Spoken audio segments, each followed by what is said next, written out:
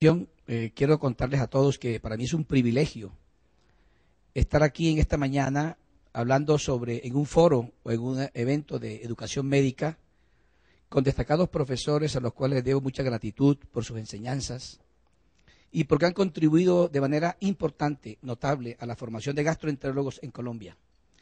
Yo realmente soy una persona que recién ha incursionado en el campo de la educación formal a gastroenterólogos.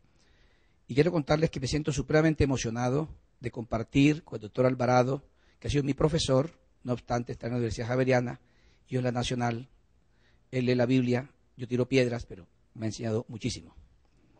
Y le agradezco a todos ustedes que estén presentes, a la gente que nos escucha y que nos ve en Colombia, y agradecer al comité organizador, al doctor Saleh, a la doctora María Teresa Galeano, presidenta de la Asociación Colombiana de Gastroenterología, por permitirme hacer parte de quienes les gusta enseñar por el puro placer que proporciona compartir el conocimiento. Hoy día nosotros tenemos desde el 2007 una hoja de ruta para formar gastroenterólogos. El Core Curriculum hace parte hoy día, es una pieza imprescindible en la formación del gastroenterólogo en Estados Unidos. Y estas asociaciones han hecho un esfuerzo inmenso para la tercera edición de este libro. El profesor que esté interesado, el participante interesado, yo le puedo enviar por correo este libro que lo tengo en mi red. De tal suerte que estas personas importantísimas, expertas en educación médica, han diseñado cómo debe ser la formación del gastroenterólogo en Estados Unidos.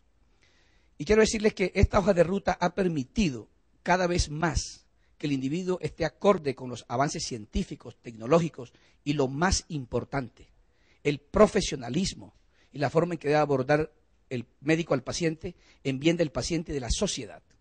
Quiero contarles entonces que la gente que aplica para ser gastroenterólogo va a ser entrenado en enfermedad acidopéptica, en el tracto biliar, en biología celular, en fisiología, en endoscopia, pero aquí les voy a hacer un alto en el camino. Esto no es lo único para el gastroenterólogo. La endoscopia es una parte, es fundamental como el resto de las cosas que están en esa diapositiva. Y quiero contarles que un país como Estados Unidos, líder en muchos aspectos en la vida universal, tiene en cuenta que esto no es lo único. La gente es entrenada en ética, en gastroenterología geriátrica, en hepatología, en enfermedad inflamatoria, en motilidad. Es entrenada en radiología, en investigación, en cirugía, en trastornos digestivos de la mujer, de tal suerte que eso hace parte de la formación de un individuo que opta por hacer esta subespecialidad.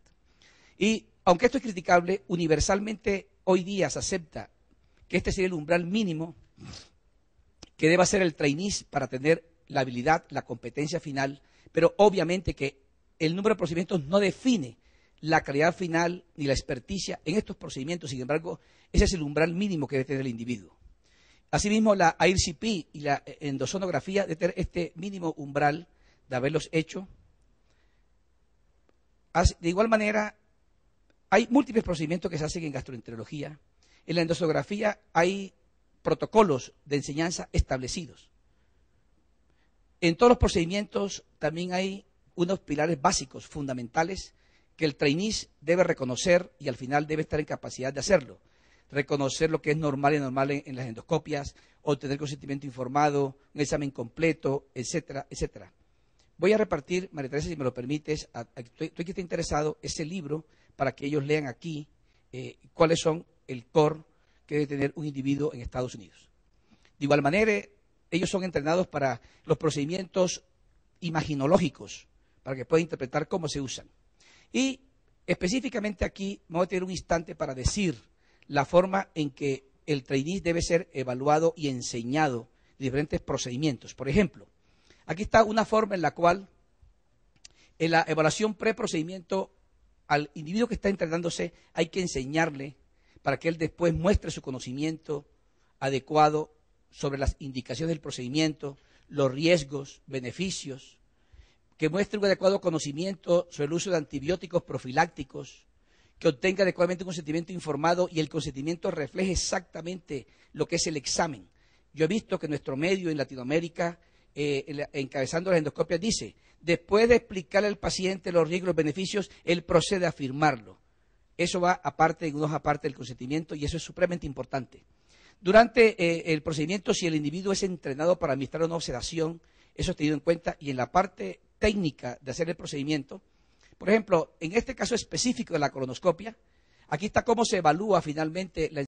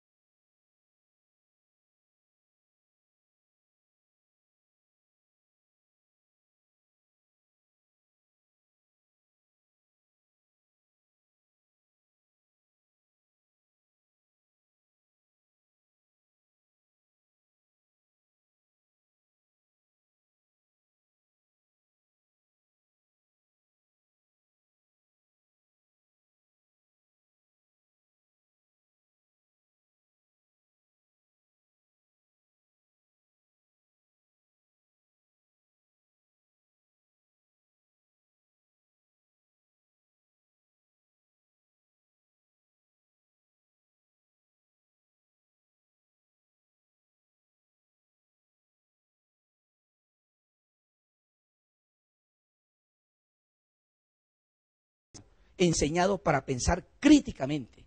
Críticamente no es contradecir de manera absolutista y de manera rutinaria y compulsiva, no. Ser capaz de controvertir con argumentos en bien del paciente.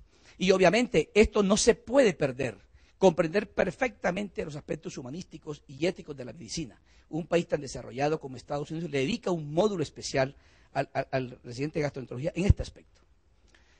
Y para lograr esas competencias tecnológicas de conocimiento, el individuo tener un entrenamiento clínico con firmes fundamentos en la fisiopatología.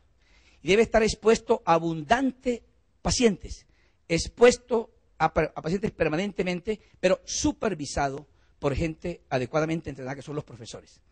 Entonces, el programa debe tener una duración suficiente. Él debe, en ese contacto prolongado con el paciente, entender la historia natural de la enfermedad y algo muy importante.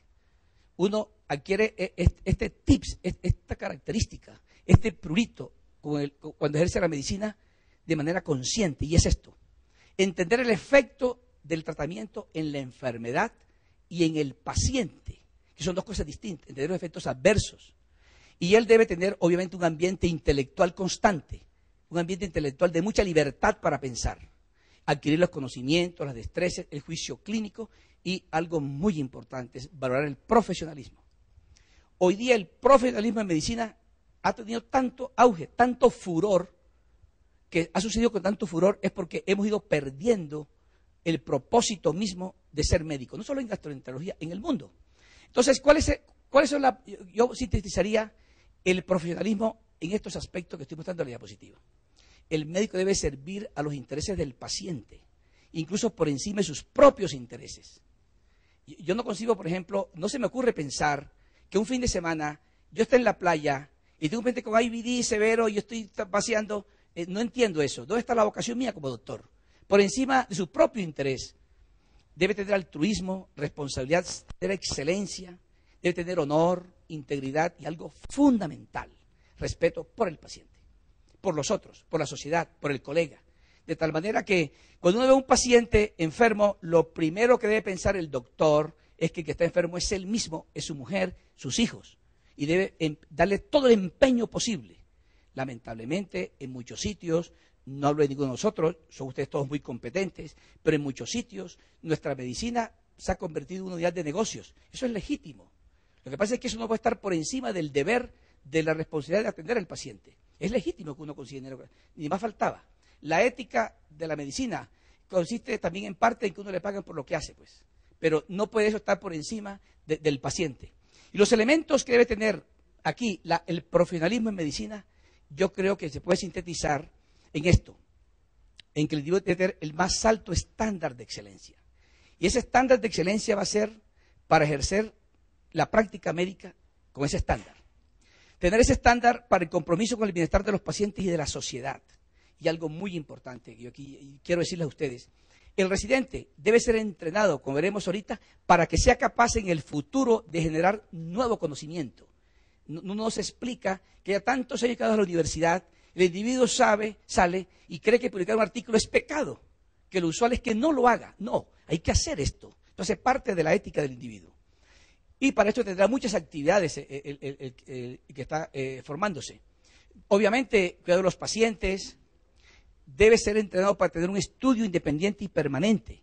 Él, de manera autónoma, estudiará, hará cursos, seminarios,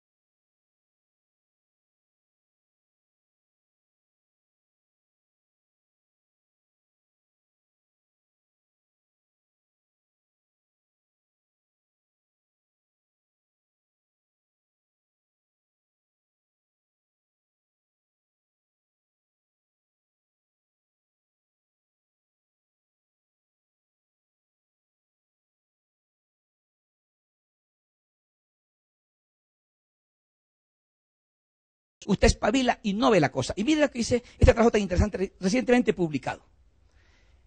La enfermera, mirando atentamente el monitor, ella ha sido enseñada, porque en los escenarios académicos a ella se le enseña para que ella provea también información que combina para el paciente. Miren ustedes cómo se aumentó, cómo fue el OR para que aumentara, voy a decirlo en castellano, aumentó a 44% la tasa de detección de pólipos. Por eso nosotros insistimos que a la enfermera hay que estarle mirando, pero de pronto no a esa, a esta. Atento con la enfermera. Esta niña que está ahí entrenada le ayuda mucho al doctor, le evita muchos problemas en el futuro. Y los gastroenterólogos son adultos ya. Entonces, hay como 50 publicaciones sobre esto. Los estudiantes adultos son más exitosos cuando el aprendizaje es pertinente. A un trainee no se le puede enseñar lo que no tiene importancia. Tiene un propósito, tiene un significado. Él participa activamente. Desde el comienzo hay unos claros objetivos de la rotación del módulo, hay retroalimentación positiva y él reflexiona. Él puede criticar eso y si no está de acuerdo. Y esto es importante, cuando él puede reflexionar sobre su experiencia, cuando él realiza la actividad en un tiempo negociable, no impuesto de manera obligatoria. Y algo importante, que se tenga retroalimentación de lo que se hace, y esto es fundamental, que esté entretenido. No hay cosa más aburrida que un profesor bravo, diciendo, ocupado, eso no tiene sentido. Hay que estar divertido en la cosa. Todo el mundo en el mundo, esto está hoy día de moda, pues. Cada día se puede mejorar más. Nosotros estamos vinculados en estos conceptos y esta mejoría de la calidad se puede lograr cada día, cada día. ¿Quién no sabe que este señor le pega perfecto a la pelota? La vez pasada lo vi en un escenario, le pegó a la